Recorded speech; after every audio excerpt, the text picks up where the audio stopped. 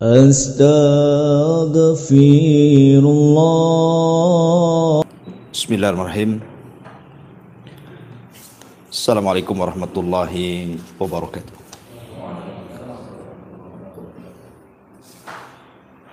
Alhamdulillah wassalatu wassalamu ala Rasulillah wa ala alihi wa sahbihi wa mawalah wa la hawla wa la quwata illa billahi wa ba'du.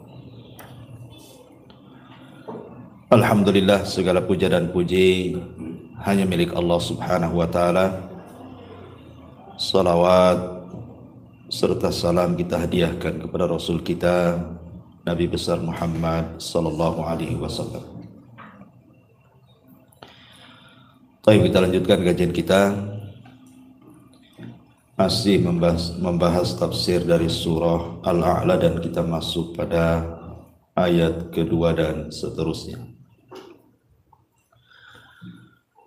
A'udzubillahi minasyaitonirrajim. Bismillahirrahmanirrahim. Sabbihisma rabbikal a'la alladzi khalaqa fasawwa walladzi qaddara fahada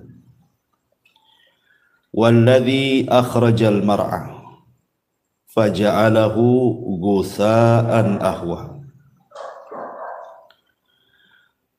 Sucikanlah nama Tuhanmu yang maha tinggi,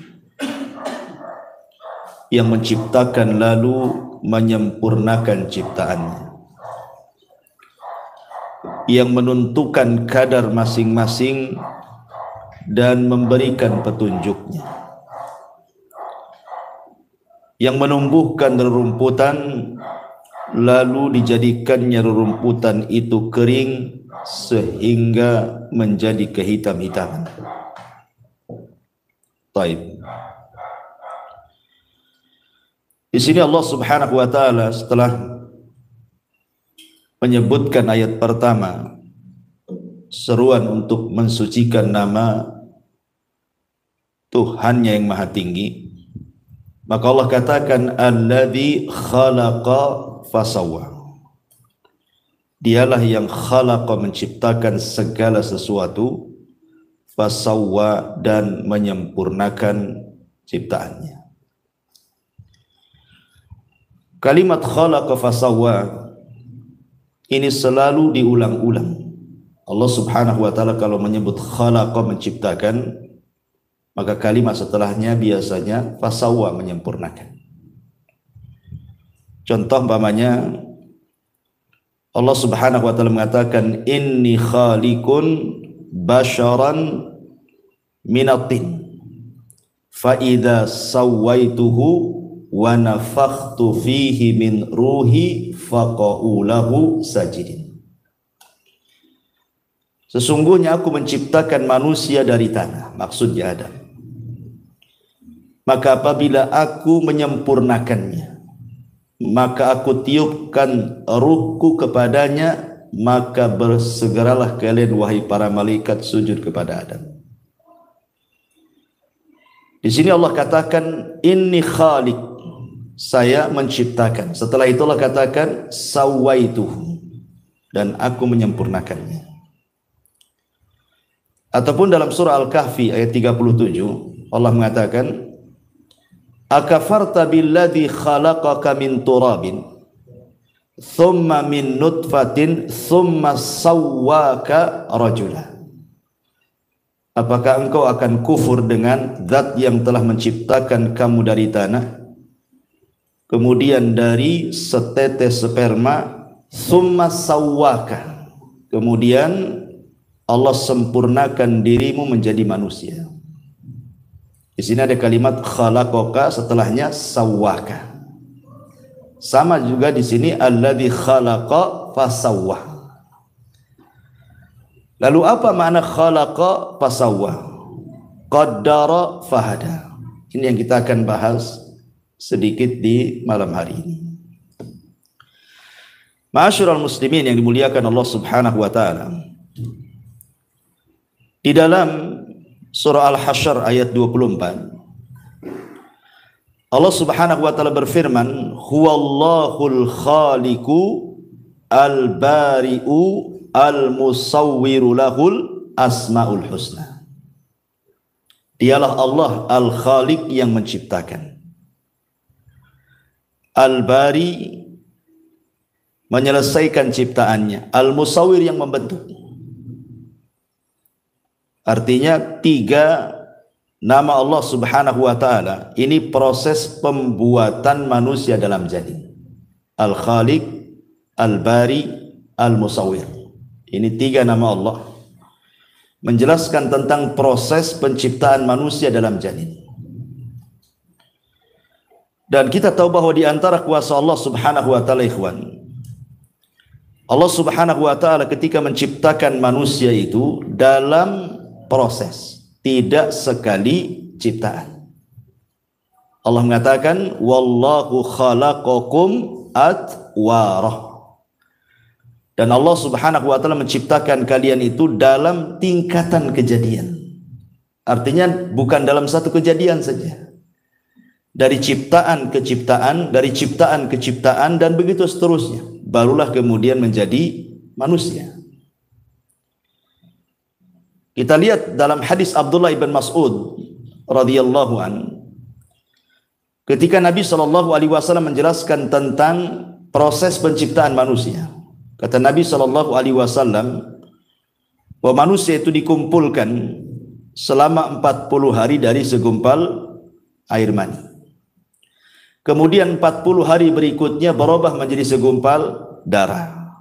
Kemudian 40 hari berikutnya menjadi segumpal daging. Baru setelah itu diutus malaikat dan ditiupkan ruh kepadanya, seraya dicatat rizkinya, amalnya, ajalnya, bahagia dan celakanya. Begitu dalam hadis Abdullah ibn Mas'ud radhiyallahu anhu. Artinya bahwa Allah menciptakan manusia itu dalam penciptaan ke penciptaan. Pertama Allah ciptakan segumpal sperma dulu.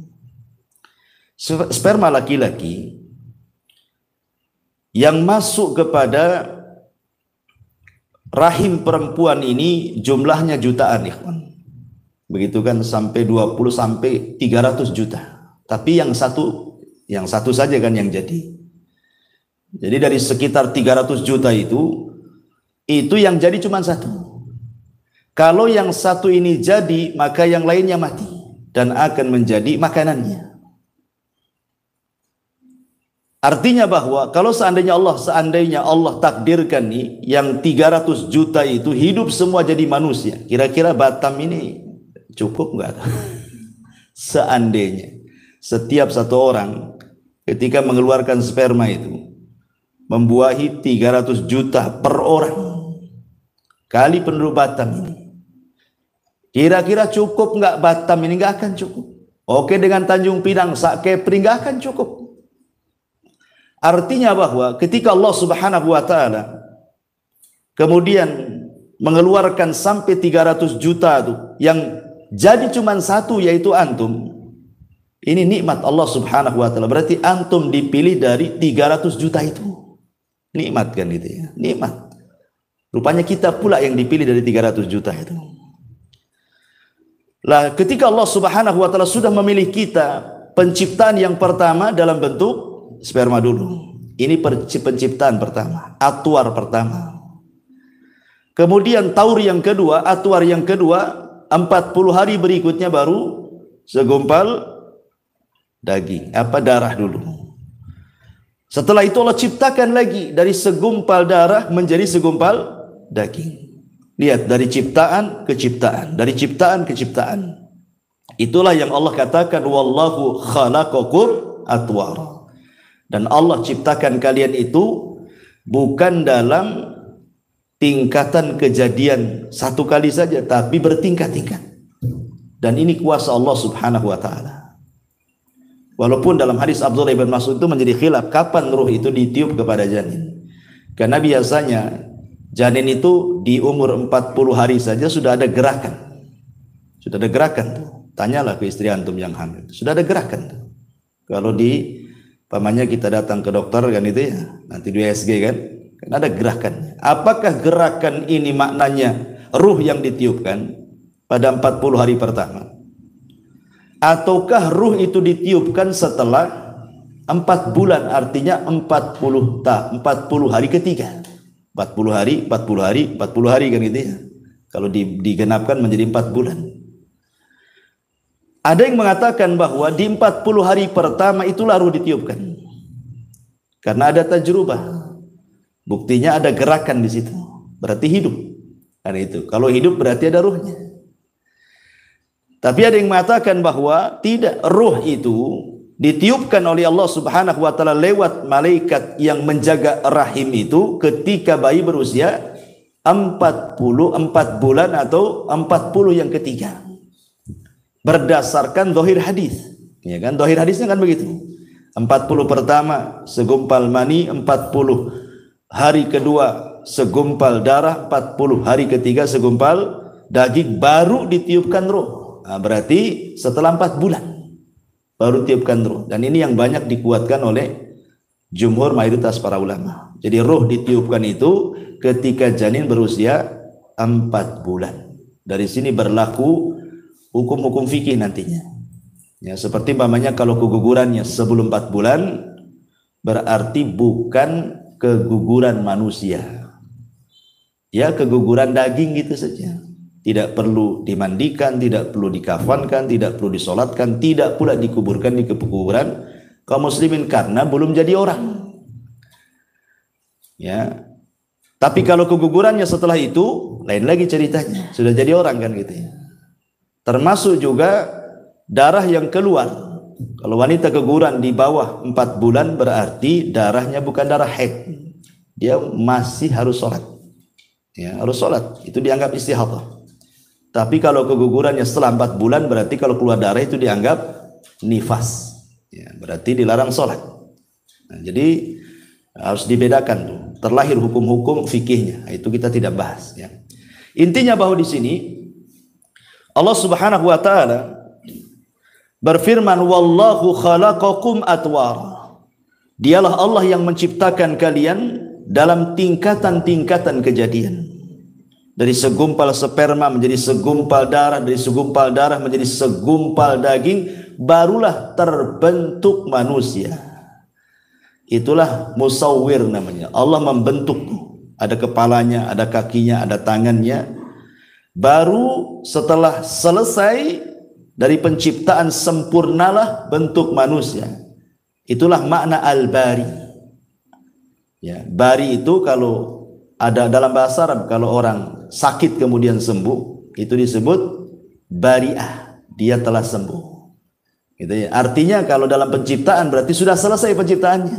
Sudah terbentuk manusia. Makanya 3 nama Allah ini, Al-Khaliqul Bari'ul Musawwir, ini kejadiannya semua di alam rahim.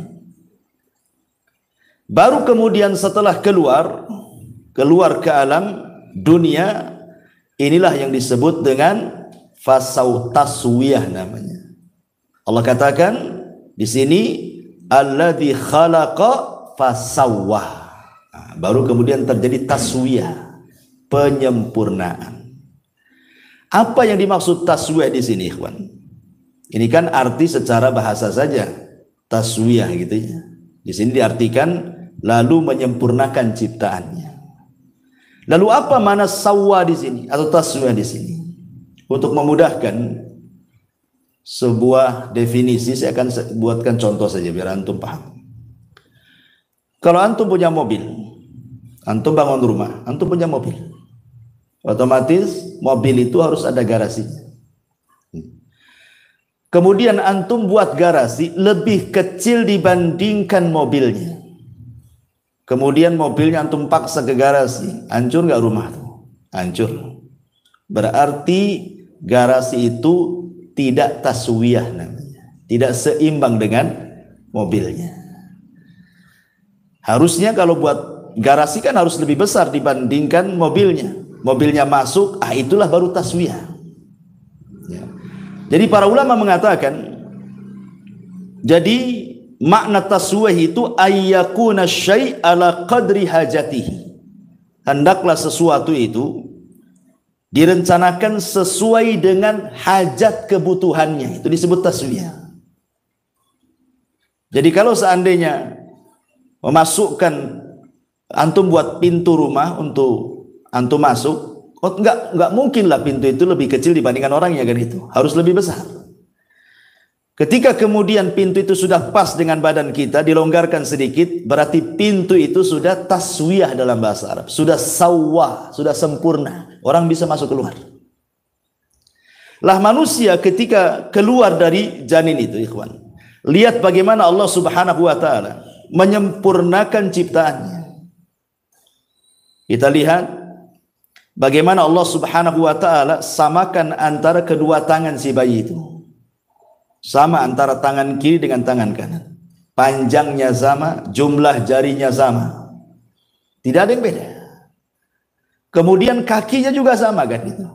Jumlah kakinya 2, panjangnya 2, jarinya juga sama, kukunya pun sama. Itu disebut taswiyah namanya, penyempurnaan.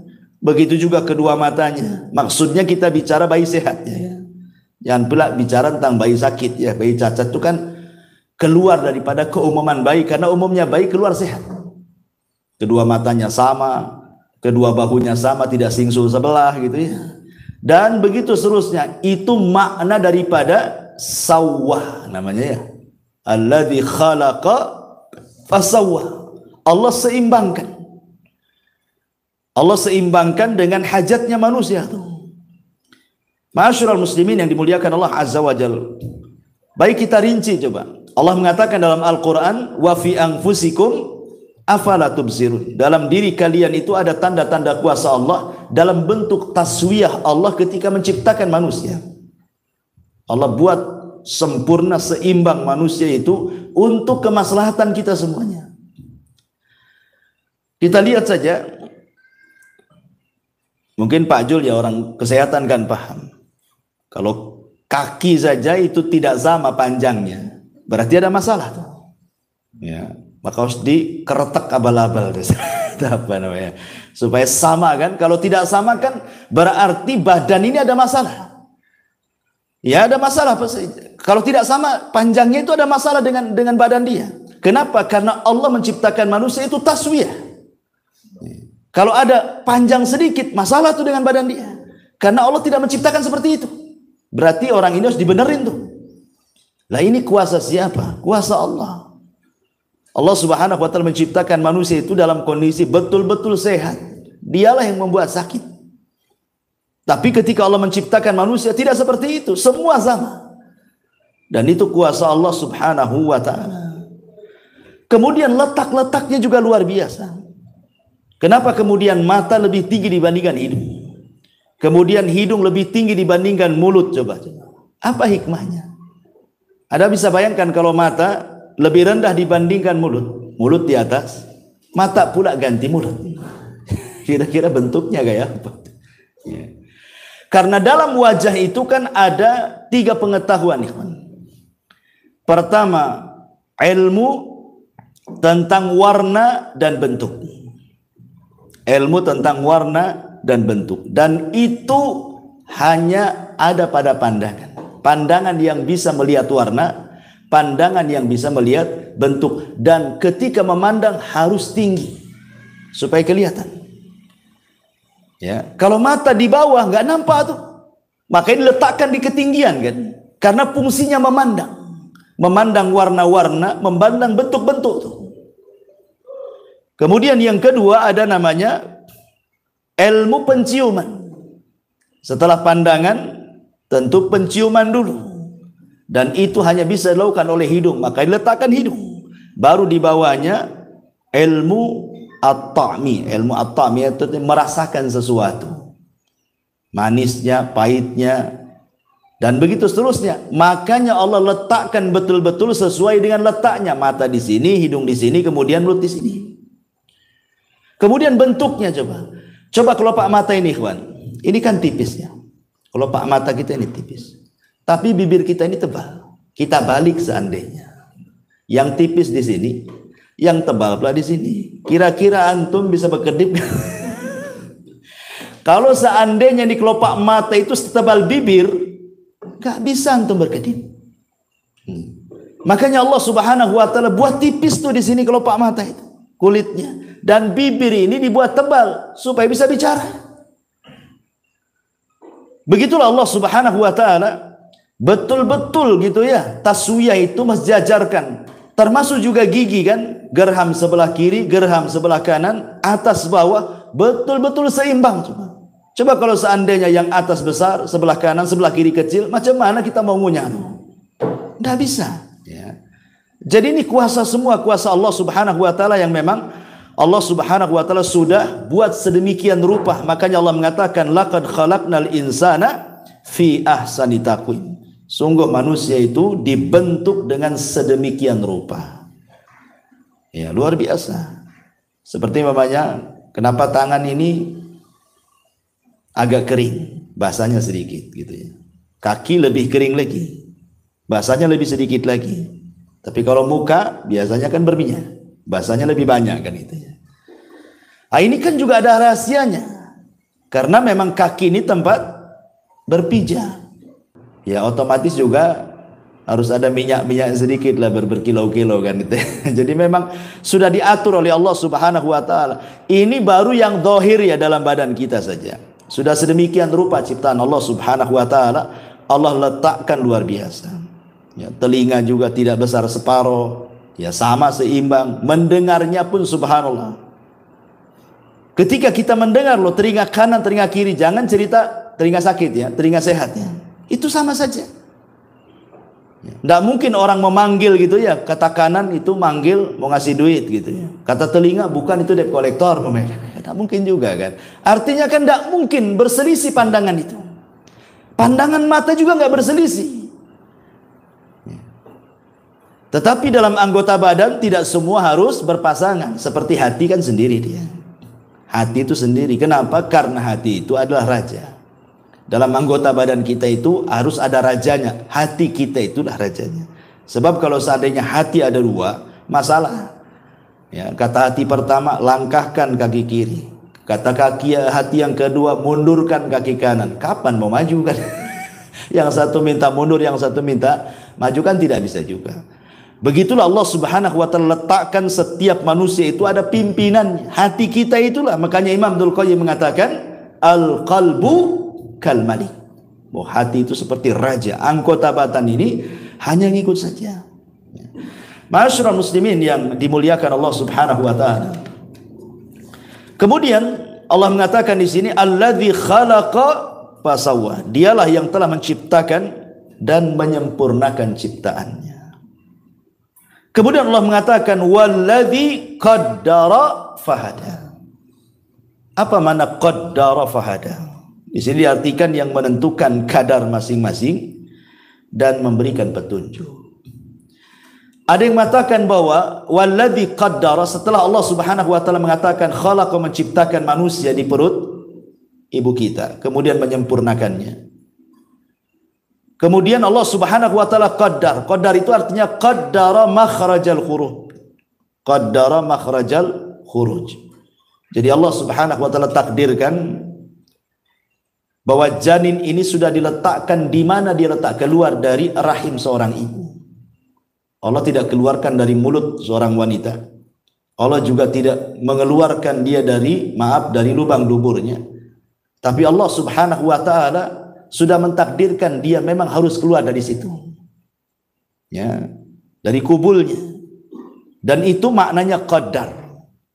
Kemudian fahada, setelah itu kemudian Allah berikan petunjuk untuk kehidupannya. Dia pun kemudian langsung mencari makanannya dari susu ibunya. Itu namanya qaddar fahada dalam satu penafsiran. Ada juga yang mengatakan bahwa qaddar di sini artinya qaddara rizqahu. Jadi setiap manusia itu sudah ditakdirkan rizkinya. Kemudian fahada, Allah kasih petunjuk bagaimana cara mencarinya. Dan ini penting ikhwan. Manusia ketika mencari rizki itu ada yang ekstrim kanan, ada yang ekstrim kiri. Yang ekstrim kanan, mereka menghabiskan semua waktunya hanya untuk mencari dunia, cari rezeki saja. Otaknya itu duit saja. Itu yang pertama. Sehingga dia melupakan bahwa rizki itu sudah dicatat. sehebat apapun Anda mencari rizki, tetap saja yang Anda dapatkan itu cuma seperti itu. Kan sudah ditentukan rizkinya. Nggak mungkin bertambah, ya nggak mungkin berkurang. Artinya bahwa kalau kita paham bahwa rizki itu tidak mungkin bertambah, tidak mungkin berkurang, lah ngapain ngoyoh-ngoyoh gitu maksudnya. Pikiran kita ke uang terus gitu ya, malam siang, seolah-olah tidak ada waktu kecuali duit saja. Padahal yang didapati pun sesuai dengan yang dicatat Allah saja. Ini ekstrim ini. Betul-betul dia hatinya hanya dunia saja. Dia tidak paham bahwa rizkinya sudah dicatat. Yang kedua pula ekstrim kiri ini, sama sekali dia bersandar kepada apa yang dicatat. Kan Allah sudah takdirkan rizki saya, duduk sajalah saya di rumah. Nah, ini ekstrim. Yang lain lagi, dahulu ada dua orang bersaudara, yang satu pula rajin kerja, yang satu pula malas kerja. Jadi yang rajin kerja ini mengatakan, "Kom, berdiri. Kalau engkau ingin makan, cari, berusaha, cari rezeki Allah Subhanahu wa taala." Kemudian kata saudaranya, "Tidak. Aku yakin rizkiku sudah dicatat, walaupun aku duduk di rumah." Kemudian saudaranya mengatakan, "Dasar orang gila," katanya. Pergi dia cari rezeki. Saudara yang pergi ini di tengah jalan, rupanya ada kebun orang. Kemudian ada pohon, batangnya pula keluar jalan. Di situ ada buah mangga. Ya. Jatuhlah buah mangga itu. Kemudian diambil dia. Halal apa haram? Ini kan sudah di luar kebun nih, udah ke jalan kan itu. Intinya diambil lah, jangan cerita halal dulu, haram dulu. Diambil. Kemudian ketika mau dimakan, teringat pula saudaranya. Dasar orang gila katanya. Ya. Akhirnya dia terpikir, balik lagi dia. Kemudian dilempar mangga itu, makan. Tapi setelah itu berdiri, cari kau uang supaya kau bisa makan. Kata dia, tunggu dulu, saya makan dulu. Ini rezeki saya kan. Lihat, aku duduk saja dapat rezeki gitu. Coba, duduk saja dapat rezeki. Lihat bagaimana Allah mencatat orang duduk dapat rezeki kan. Bagaimanapun caranya, walaupun itu dongkol saudaranya, tapi itu rizki dia sudah dicatat bahwa mangga itu milik dia. Walaupun caranya salah, tapi itu memang rizkinya sudah dicatat, dia makan mangga di situ. Artinya bahwa sehebat apapun manusia mengejar rizki itu, maka rizki akan segitu-gitu saja. Makanya dulu saya pernah ceritakan tentang kisah siapa? Ali bin Abi Thalib kan. Ketika ada seorang pengemis datang kepada Ali bin Abi Thalib, kemudian Ali menjanjikan akan diberikan beberapa dirham. Lupa pula Ali itu naruh uang di mana dia letakkan dirham-dirham itu. Akhirnya kelamaan jengkellah ini pengemis ini. Pergi, sebelum pergi mencuri pelana kudanya Ali. Pergi dia. Setelah pergi pencurinya, dapat pula dirham-dirham itu. Akhirnya keluar, rupanya sudah nggak ada itu yang mengemis itu. Tiba-tiba kemudian pembantunya Ali mengatakan bahwa lizamnya, pelana kudanya hilang dicuri orang. Ali mengatakan, ya sudah, kalau sudah dicuri orang mungkin dia rezekinya, ambillah uang dirham-dirham itu, kau belilah pelana yang baru ke pasar sana. Mudah-mudahan dapat harga 400. Dikasih uang 400 dirham. Ke pasar dia. Kemudian adalah orang yang jual pelana, ditawar-tawar, dapat pula 400. Pulang dia. Ketika Ali radhiyallahu anhu melihat pelananya, dia hafal itu pelana dia. Kata Ali, ini kan pelana kita yang dicuri tadi. Berarti kau beli dari pencuri itu katanya. Bagaimana sifatnya orang itu? Maka pembantu mengatakan begini orangnya, begitu langsung bertakbir Ali, Allahu Akbar katanya. Lihat, kalau seandainya dia mau sabar menunggu aku mencari uang dirham-dirham ini, dia akan mendapatkan dengan cara halal. Tapi karena tidak bersabar, dia mendapatkannya dengan cara haram. Sama-sama 400. Ali janji mau ngasih 400. Tapi dengan cara halal kan? Memang Ali mau memberi dengan kerelaannya. Nah, sekarang dia dapat juga 400 tapi dengan cara hasil mencuri kan. Artinya rizki itu nggak akan kemana, tetap segitu-gitu juga gitu maksudnya. Anda mau cari dengan cara halal, Anda mau cari dengan cara haram, tetap segitu. Lalu buat apa berdusta untuk mencari rizki? Coba, buat apa kemudian orang menipu untuk mencari rizki? Toh juga ujung-ujungnya juga segitu, tidak lebih dari yang dicatat oleh Allah Subhanahu wa Ta'ala. Nah, dari sini maka artinya qaddara rizqahu fahadalahu tariqar rizki. Artinya qaddara di sini artinya Allah takdirkan rizkinya dan Allah Subhanahu wa Ta'ala berikan petunjuk bagaimana cara mencarinya.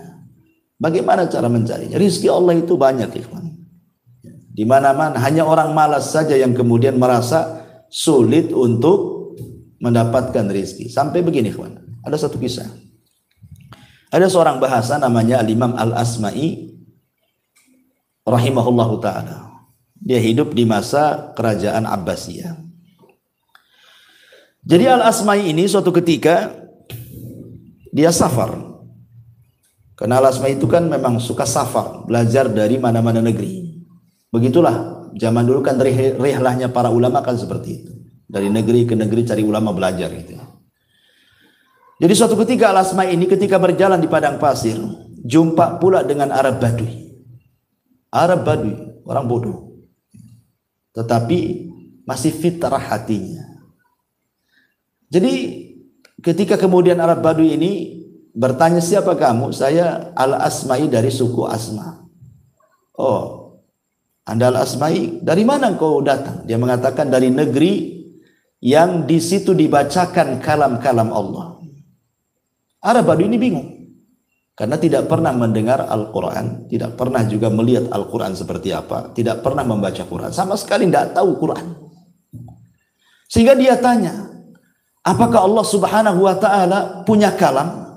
Ya, punya firman yang dibaca manusia? Kata Asma'i, ya. Inilah Al-Quran.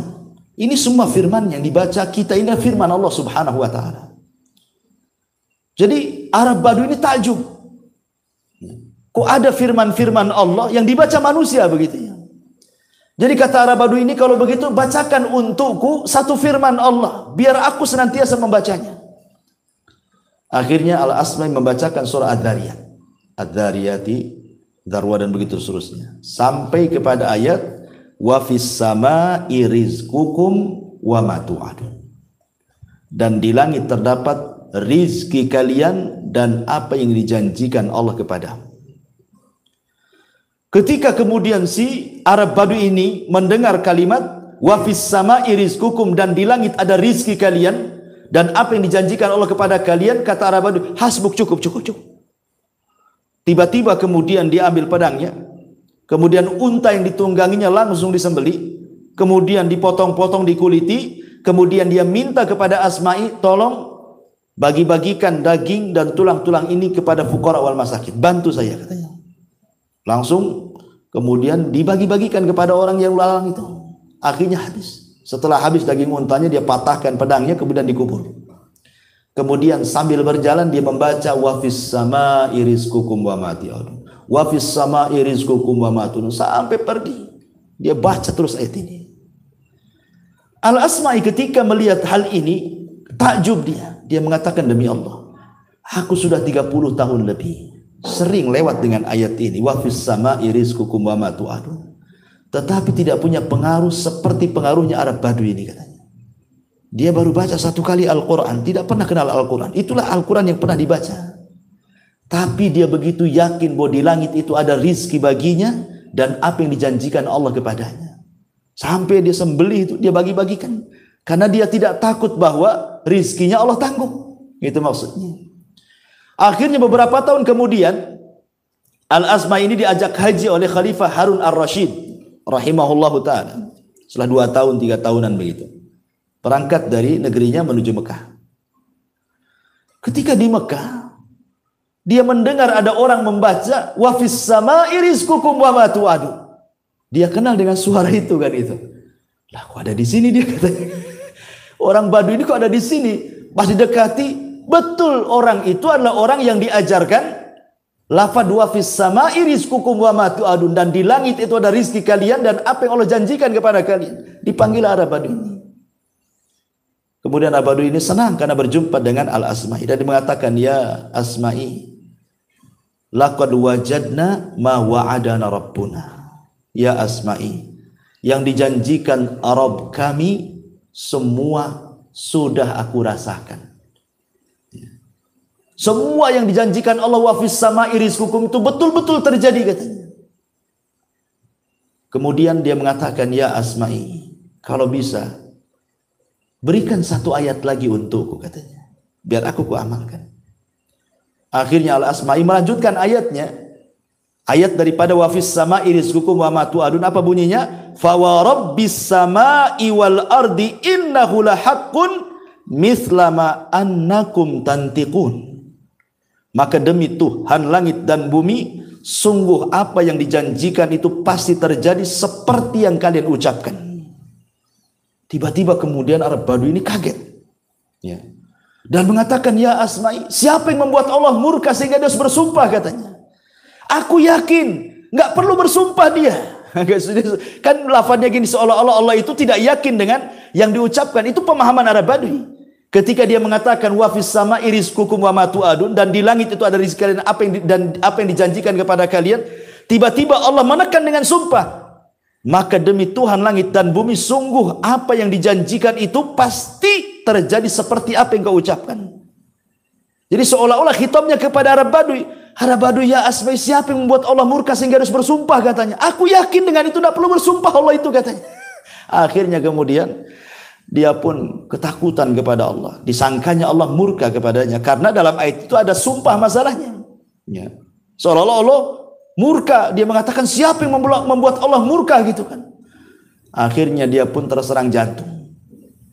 Dan mati seketika.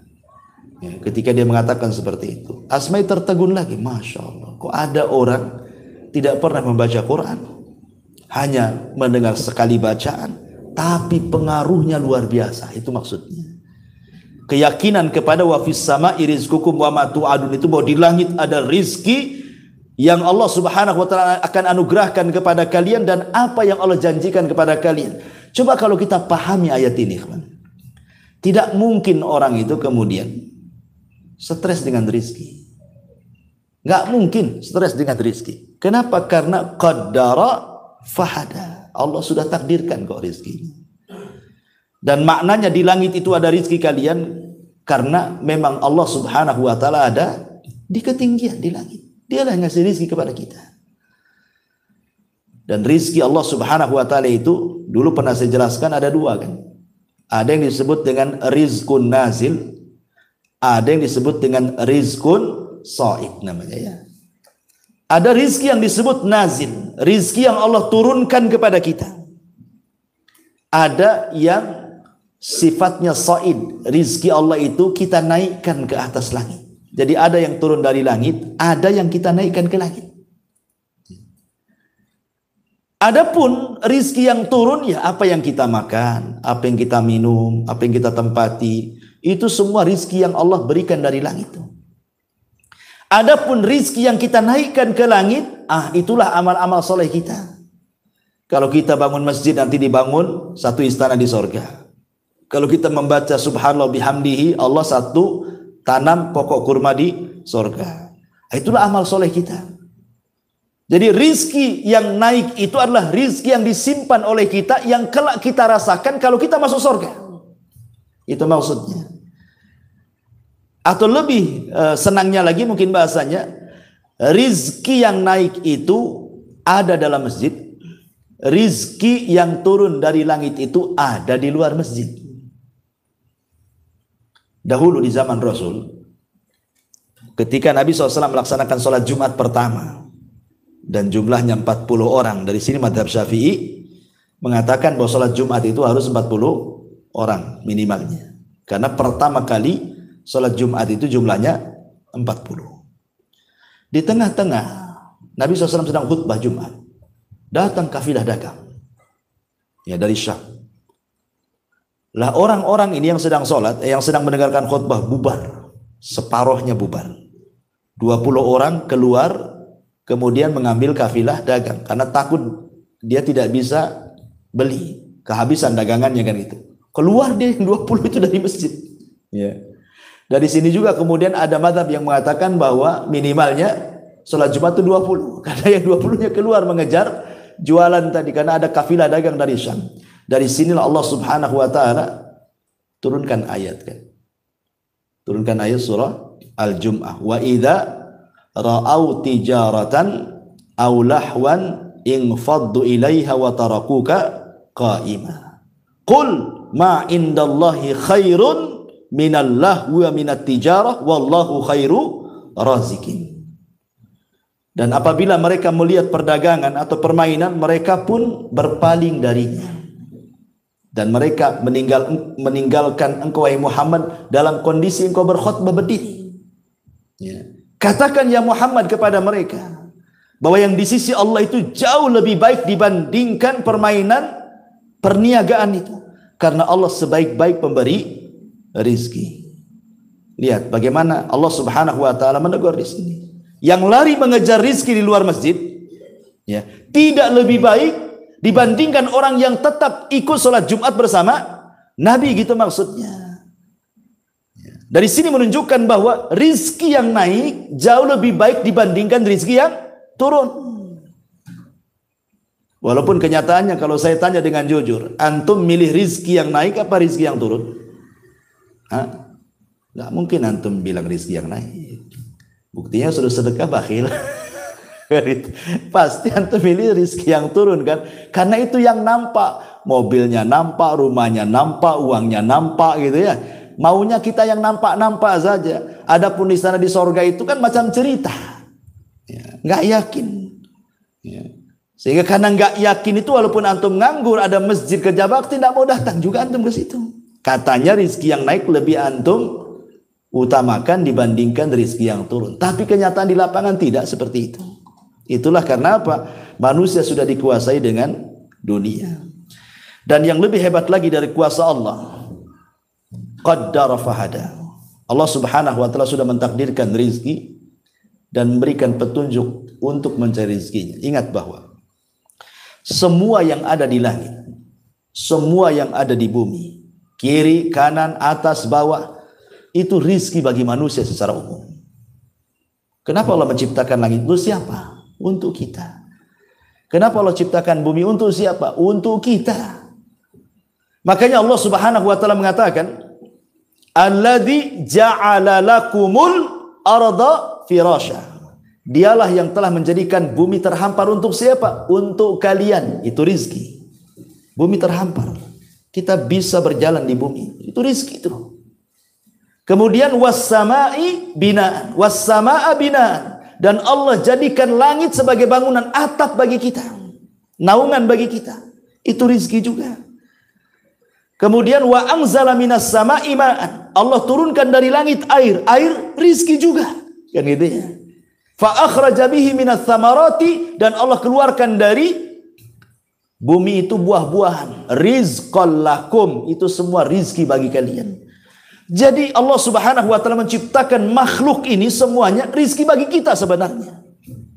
Kalau seandainya ayam bisa bicara, pasti ayam akan ngomong, aku ini diciptakan untuk kau makan. Kalau seandainya kambing, sapi itu bisa bicara, maka mereka akan mengatakan seperti itu. Aku diciptakan itu untuk kalian makan sebenarnya. Kalau seandainya jeruk, durian, apalah namanya, buah-buahan, rambutannya, kesemaknya, salaknya bisa bicara, pasti mereka akan mengatakan, aku ditumbuhkan Allah untuk kalian makan. Tapi kan mereka tidak bicara. Tapi itu kenyataannya kan seperti itu. Artinya bahwa manusia itu betul-betul dimuliakan oleh Allah Subhanahu wa taala, sampai seisi langit dan bumi itu sebenarnya untuk manusia. Saking mulianya manusia. Luar biasa itu ya. Taib asyrul muslimin yang dimuliakan kembali. Kemudian penafsiran yang berikutnya, qaddara fahada. Allah tentukan rizkinya, kemudian Allah berikan petunjuknya bagaimana cara mencari rizkinya. Terkadang ikhwan, ada makhluk yang Allah ciptakan, itu madarat bagi manusia. Contoh, Allah menciptakan tikus, itu madarat bagi manusia. Tapi setelah itu Allah ciptakan kucing, maka tikus menjadi ketakutan dengan kucing kan gitu. Jadi saling takut-takutan tuh. Manusia takut sama tikus, tikus pula takut sama kucing. Ya. Artinya bahwa rizki kita diambil tikus. Tikus sendiri rizkinya kucing. Itulah qaddara fahadah ya. Kadang-kadang Allah ciptakan ini untuk menjadi rizki ini pula menjadi rizki orang lain. Itu juga makna qaddara fahadah. Bahkan yang luar biasa, kita lihat bahwa ada ulatnya. Ulat itu makan dedaunan, tapi kemudian menghasilkan sutra. Ada juga tawon umpamanya, dia makan sembarang dari dedaunan bunga-bunga, tiba-tiba menghasilkan madu. Yang anehnya adalah bahwa tidak ada satu binatang yang bisa menggantikan posisi binatang yang lain. Semut disuruh mengeluarkan sutra tidak bisa, karena itu bukan pekerjaannya. Ya. Antum cari lalat, dikasih gula pun tidak akan keluar madu. Kan gitu ya. Artinya Allah sudah tentukan kadar rizkinya itu. Ya. Bahwa sebuah kaum ditentukan rizkinya dan tidak bisa dipindahkan ke kaum yang lainnya. Tidak bisa. Makanan juga begitu. Ada hewan tuh besar, seperti mamanya kambing, sapi, dikasih makan daging dia tak mau, karena itu bukan rizki dia. Yang maunya dia makan rumput saja. Harimau pula antum kasih rumput, yang nggak mau dia, karena itu bukan rizkinya, dia maunya daging kan gitu ya. Jadi semua kadar-kadar rizki itu sudah ditentukan oleh Allah. Ini siapa yang menciptakan makhluk dengan beragam rizki itu kalau bukan Allah? Di sini Allah mengatakan alladzi qaddara fahada. Ya. Ma'asyiral muslimin yang dimuliakan Allah Subhanahu wa taala. Ada juga ikhwatu fiddin muliakan Allah Azza wa Jalla. Ada beberapa penyakit yang terkadang Allah takdirkan kepada seorang hamba. Ternyata di balik penyakit itu Allah takdirkan mampu mengobati penyakit yang lainnya. Allah turunkan penyakit, tapi justru penyakit ini dalam rangka untuk membunuh penyakit yang jauh lebih besar sebenarnya. Nah, contohnya apa nih Pak Jul? Contohnya bersin. Itu kan penyakit juga bersin itu. Tapi katanya bisa membersihkan lubang hidung dan kuman-kuman katanya. Yang lebih bahaya dibandingkan bersin itu sendiri. Bahkan sebagian batuk katanya, menurut ahli kesehatan itu, sebagian batuk, tidak semua ya, bukan batuk penyakit. Sebagian batuk itu kan influenza kan penyakit. Tapi rupanya itu pula kemudian untuk membunuh bakteri-bakteri yang ada di paru-paru juga, yang lebih ganas kalau seandainya terjadi. Ya. Atau mungkin debu lah. Kan kita lihat ada debu itu. Ya. Antum tidak tahu dalam penelitian debu itu, dia membunuh kuman-kuman di udara, yang kalau seandainya kuman itu terkena manusia, itu menjadi penyakit yang sangat ganas sekali, dibunuh oleh debu itu.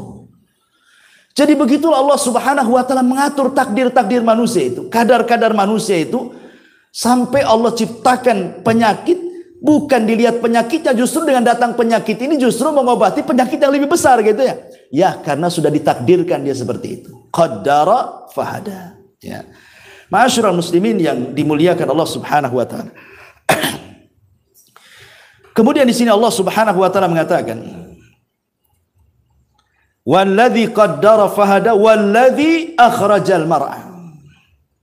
Dan yang menumbuhkan rerumputan, faja'alahu gutsaan ahwa. Lalu dijadikannya rerumputan itu kering, kemudian menghitam.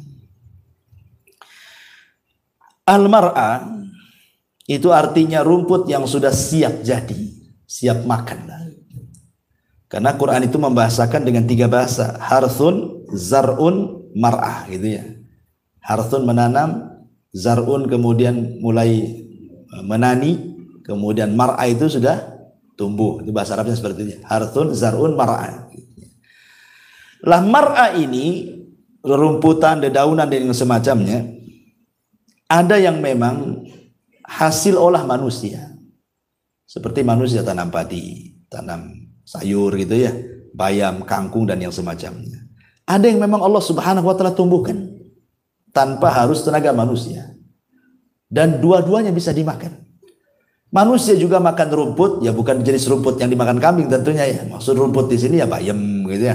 Kangkung itu kan jenis-jenis rumputan juga, mar'ah dalam bahasa Arabnya. Ya.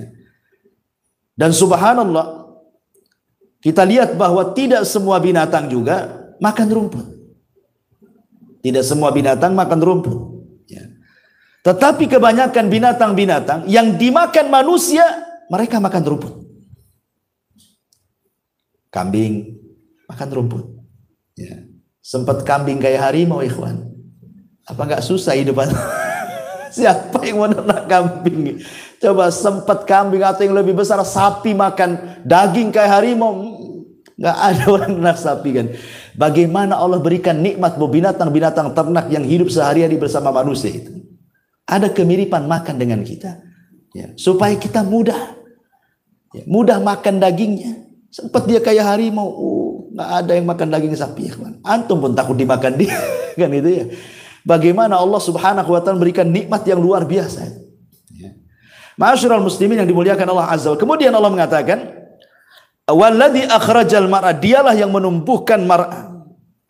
Dialah yang menumbuhkan segala sesuatu itu yang menumbuhkan Allah. Segala sesuatu yang menciptakan Allah. Dia khalaq. Tumbuh itu menumbuhkan karena ada seorang dokter, orang yang sudah titel doktor di Amerika sana. Ya. Kita tahu bahwa dia mau eksperimen soal menetaskan telur di sebuah kotak kemudian dikasih listrik dengan suhu sekian. Ya. Kita tahu bahwa lihat ayam ketika mengerami telur. Ayam ketika mengerami telur kan kadang-kadang dia ngerami, kadang-kadang dia pergi. Ya. Nanti dibalik tuh sama ayam tuh telur itu. Nggak dalam satu posisi kan.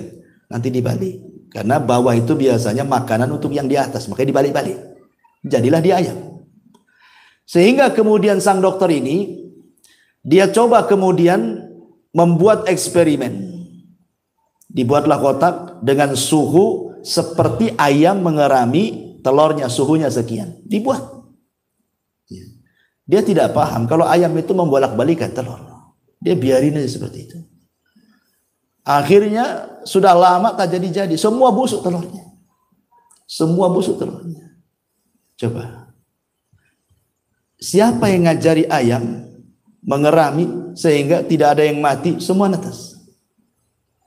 Ini dokter belajar. Dia sekolah namanya titelnya dokter. Artinya kan dari SD, SMP, SMA, S1, S2 dokter kan begitu kan. Dia tidak bisa menetaskan telur. Ayam tidak belajar SD, SMP, SMA. Tidak ada. Ya. Dokter ini lupa bahwa walladzi qaddara fahada walladzi akhrajal mar'a. Itu dia lupa di situ. Bahwa yang menakdirkan, yang menciptakan, yang menumbuhkan itu Allah. Ya. Makanya ayam tidak belajar pun bisa dia menetaskan anak-anaknya. Walaupun dia tidak punya ilmu menurut ilmu manusia. Nah, itu yang harus dipahami. Bahwa walladzi akhrajal mar'a, yang dialah Allah yang mengeluarkan, yang menumbuhkan, yang menciptakan tumbuh-tumbuhan, rumputan dan segala jenis pepohonan yang ada di bumi. Kita harus pahami dan sebagai bentuk tauhid rububiyah kita kepada Allah Azza wa Jalla. Faja'alahu gutsa'an ahwa. Lalu dijadikannya rumput-rumput itu kering kehitam-hitaman. Maknanya kita disuruh belajar kepada rumputan. Bahwa manusia itu kurang lebih dengan rerumputan, dengan padi juga. Awalnya lemah dan diakhiri dengan kelemahan, gitu maksudnya ya. Lihat, padi itu lemah ketika kecil, diinjak mati. Tapi kalau sudah besar, sudah berbuah kan gitu kan. Walaupun diinjak agak mereng begitu, tetap saja dia tumbuh ke sana. Cuman nggak tegak saja kan itu, agak kuat ya. Tapi nanti kalau sudah panen, mulai menguning, kemudian menghitam, sudah rapuh, diterpa angin, terbang semuanya. Begitulah manusia. Diciptakan dalam posisi lemah, diakhiri dengan lemah. Tapi lemah pertama dicintai, lemah kedua dibenci. Kan itu ya. Kalau masih bayi lemah, orang diciumnya, digendongnya gitu ya, dinyanyiinnya. Coba kalau sudah tua lemahnya, yang ada didoakan kapan matinya kan. Itu sama-sama lemah tapi beda pelakuannya tuh. Ya. Intinya di sini bahwa di sini ada pelajaran faja'alahu gutsa'an ahwa, bahwa kehidupan rerumputan juga dijadikan pelajaran bahwa semua makhluk itu ada batas umurnya. Semua makhluk ada batas umurnya, apalagi manusia. Nabi SAW mengatakan a'maru ummati baina sittina wa sab'in, bahwa umur usia umatku itu antara 60 sampai 70 tahun saja, sedikit yang melewati itu. Wallahu a'lam bishawab. Ini saja yang bisa sampaikan karena ada tamu juga ini. Ada bincang, antum jangan pulang dulu. Tapi subhanallah bihamdika asyhadu an la ilaha illa anta astaghfiruka wa atubu ilaik. Allah taala. Assalamualaikum warahmatullahi wabarakatuh.